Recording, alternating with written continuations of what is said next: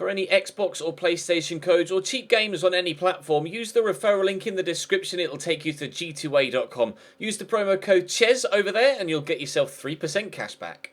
Also, I've got a new merchandise store, hats, hoodies and new tee designs, all available right now on the link in the description. Hey guys, welcome to episode number 26 of the My Player series here on FIFA 17. We grew to 74 rated in the previous episode, and we'll hope to continue that good growth in today's. Villarreal and Las Palmas will be the two sides who play, unless of course we're not selected for the game against Las Palmas due to perhaps the closeness of the two fixtures, in which case we'll face Eibar. But I expect to be played against Las Palmas as well as this game against Villarreal, so fingers crossed we can continue our good form. We're actually up to 7th place in the league right now with Betis. Sevilla are only a point behind us with a game in hand. However, that game in hand, it might be against Osasuna. Okay, I was going to say it's probably against one of the two sides that are above us, but it might be against Osasuna. Equally, though, it could be against Villarreal or Valencia, and Villarreal are the side that we play first now. So hopefully we can do well enough. We're still 5 points away from those European spots, but it's definitely achievable if we can continue to pick up good results week in, week out. And we'll start with this game against Villarreal. Drop the video a like if you enjoy. Subscribe to the channel too to make sure you don't miss out on any further episodes, and we'll dive right in. Petros. Call for it. He'll give it to me. We'll help it around the corner quickly to Sanabria. Chance in the opening few moments for us here. Sanabria into Donk. Donk could shoot. He's laid it back to me. Oh, I wasn't expecting it, but we still got off a decent shot. But unfortunately, it was straight at Barbosa on my left foot. We do still need to get some left-footed goals to improve our weak foot star. Cheryshev turning inside.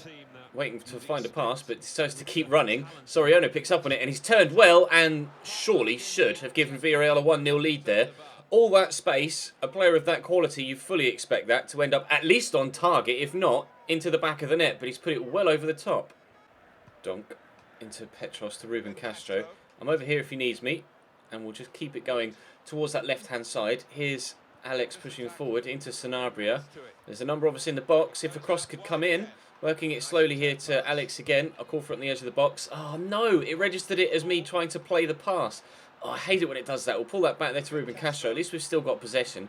Here's Donk, showing good strength. We'll hopefully find a teammate sooner rather than later, maybe. We do have the advantage there from the free kick. We'll call from this from Piccini and try and use his run as a decoy. That didn't work too well, but we've shown good dribbling feet there to get away from the defender. Donk could return the pass to me, and he has, and Barbosa denies me with a very, very good save that goes out for a corner. This is a good spell of pressure here for Real Betis.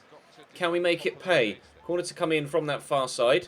It's headed towards me. I can't beat Jonathan Dos Santos to it, though, but Bruno picks it up on the edge of the box. Here's Petros. He's got Sanabria there in support. Sanabria turns. Could pass it to me, but I don't want to unnecessarily call for it in a position where I'm not going to be able to take a decent first touch and keep hold of it. Let's get it through that gut there. Oh, I wasn't really through that gut there, was it? But we've won it back somehow just by blocking off the defender, but that shot was a lot worse than anything else we've done in this game. Still 0-0 after 20 minutes.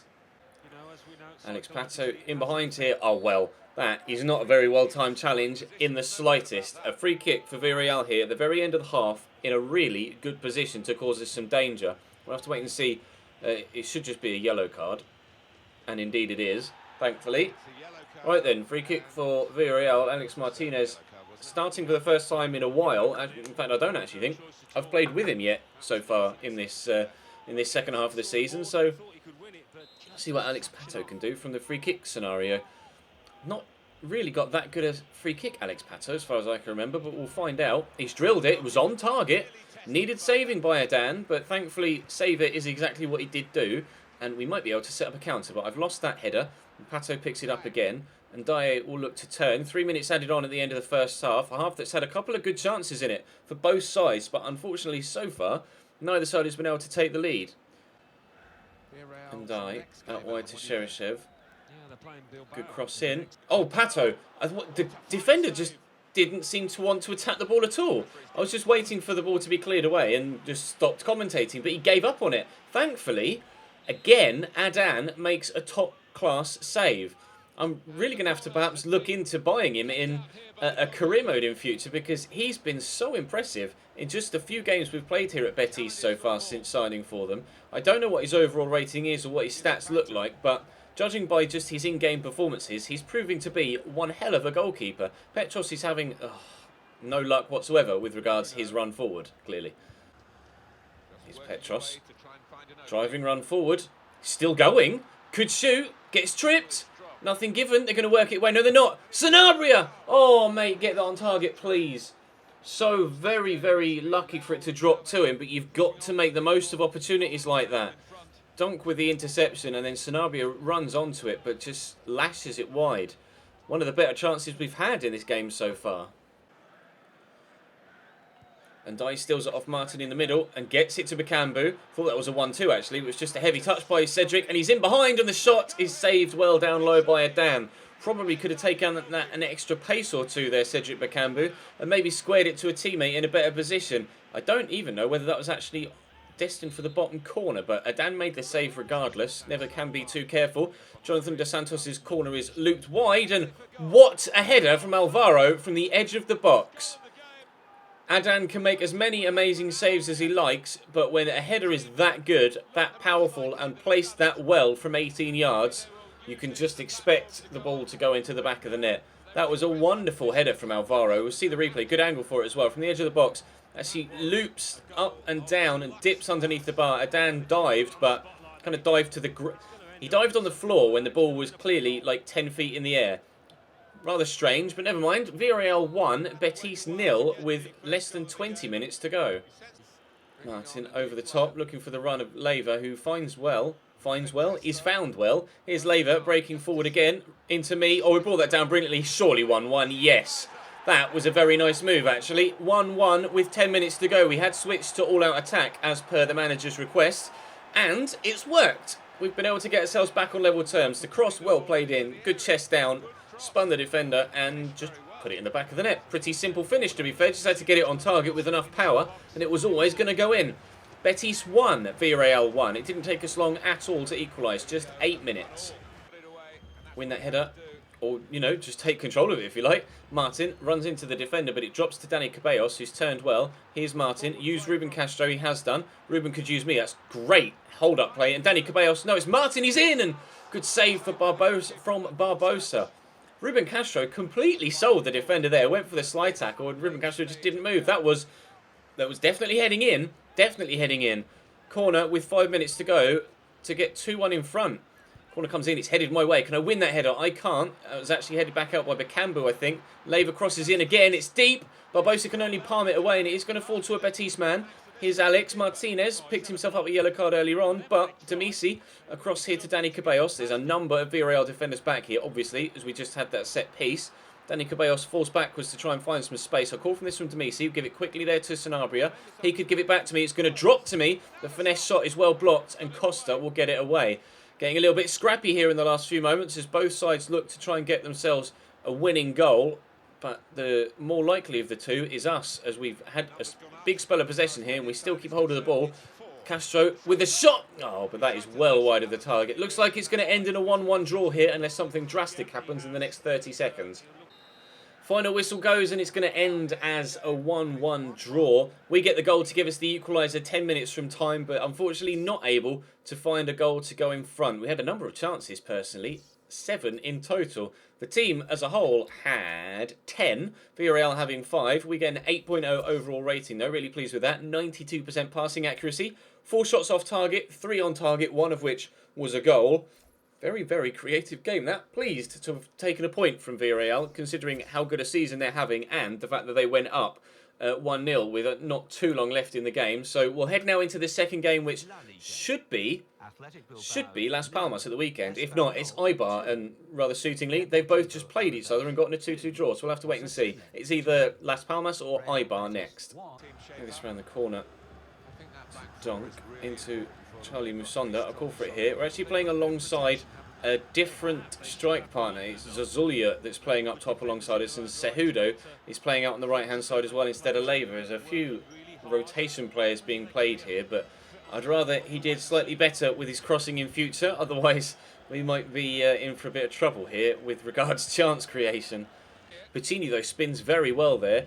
He's not got much in the way of support, but it is somehow going to drop to Cejudo. Gets it to Zazulia, a call for the ball, and help it on its way through there to Petros.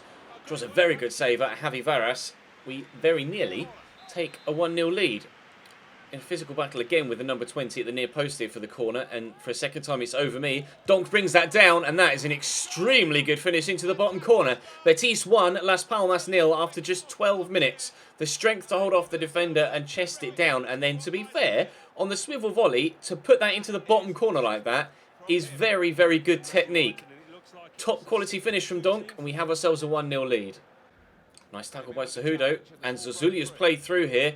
He's clean through. Surely he's going to shoot. He has done, and that's a top finish too. Stepping in for the tired Ruben Castro, Zazulia gives us a 2-0 lead after 20 minutes. Given away in the midfield, a simple through ball, and he's just raced away on the same angle and then buried that very early from the edge of the box.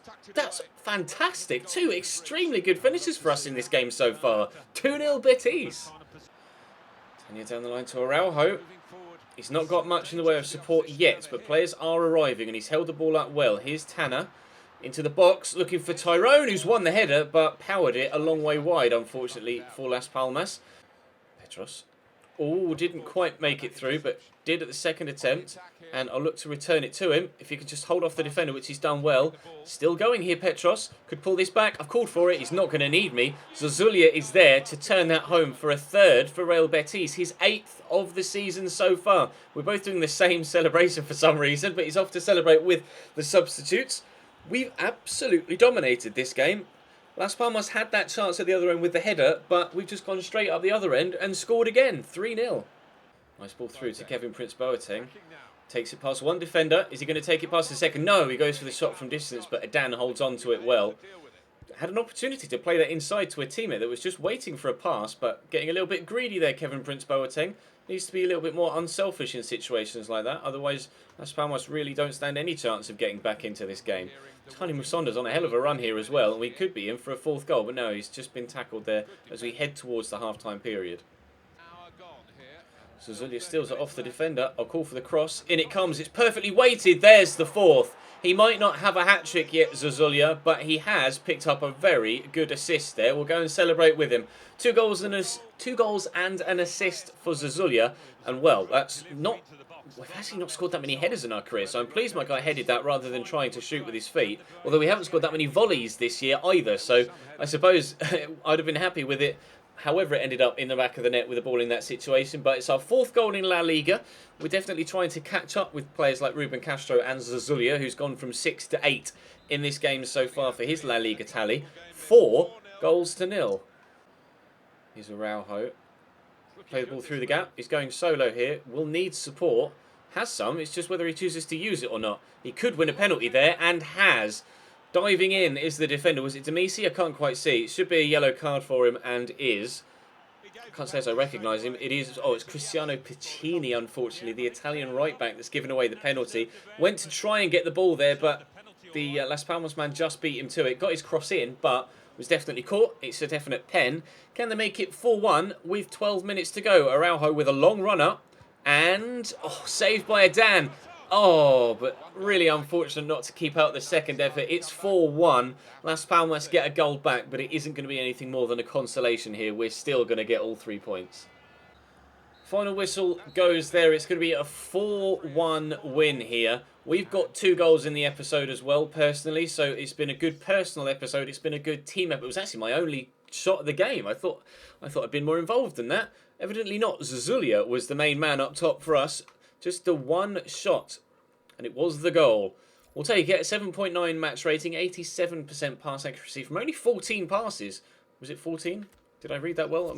Yeah, from only 14 passes. So we actually weren't as heavily involved as I thought, or it felt like. But the team played extremely well, winning by 4-1. And Las Palmas had opportunities, for sure. So it could have been 4-4. They just drew 2-2 with Eibar. Eibar plays Celta Vigo next, and Eibar will be our next team as well to face. But that will be in the next episode. Drop the video a like if you enjoyed. Subscribe to the channel too to make sure you don't miss out on any further content here on the Chesnoid Gaming channel, whether it be this series or the Everton Career Mode series as well. Let's have a quick look at the league table as we end. We are 5 points now behind Espanyol in that 6th Europa League spot. Sevilla actually haven't played at all, have they? No, they've not played at all. So they have 2 games in hand now. No, they must have played 1, surely, because we've played 2 and they were already had a game in hand, but they must have lost it if they're still on 40 and we were on 41. Were we? I can't even remember. Yeah, we were on 41 because we've drawn and won, so we picked up 4 points. So Sevilla must have lost their initial game in hand, and now they have a further 2 games in hand. So I don't even know what's going on. They've got to play Valencia by the looks of things, because they're the only 2 sides to have only played 29 games, and whoever they face next, I'm not sure. But Granada, yeah, we're a good margin ahead of teams like Granada and Malaga, etc. So the European dream is most definitely alive. But that's all for now. Thank you very much for watching. I'll see you.